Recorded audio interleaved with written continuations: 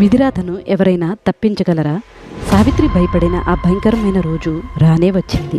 కట్టెలు కొట్టడానికి అడవికి వెళ్తున్న భర్తను చూసి సావిత్రి గుండె ఆగిపోయినంత పనైంది. నేను కూడా వస్తాను అని పట్టుపట్టింది. 3 రోజుల నుంచి ఉపవాసం ఉన్నావు, నీరసంగా ఉండి ఎక్కడన్నా పడిపోతావేమో అని అత్తమామలు వారించారు. కానీ సావిత్రి వినలేదు. ఈరోజు నా భర్తను ఒంటరిగా వదిలితే ఇక శాశ్వతంగా వదులుకోవాల్సిందే అని ఆమెకు తెలుసు. పట్టుబట్టి సత్యవంతుడితో పాటు ఆ దట్టమైన అడవిలోకి అడుగుపెట్టింది. కళ్ళు మాత్రం చుట్టుపక్కల ప్రతి చెట్టుని అనుమానంగా చూస్తున్నాయి. సత్యవంతుడు పూలు కోసి సావిత్రికి ఇస్తూ సంతోషంగా కట్టెలు కొట్టడం మొదలుపెట్టాడు. హఠాత్తుగా వాతావరణం మారిపోయింది.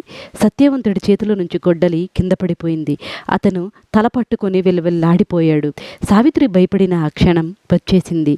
సత్యవంతుడి శరీరంలో ఏం జరుగుతుంది, అక్కడికి ఎవరు వచ్చారు, ఇవన్నీ తెలుసుకోవాలంటే ఖచ్చితంగా ఎపిసోడ్ 10 కోసం వెయిట్ చేయాల్సిందే.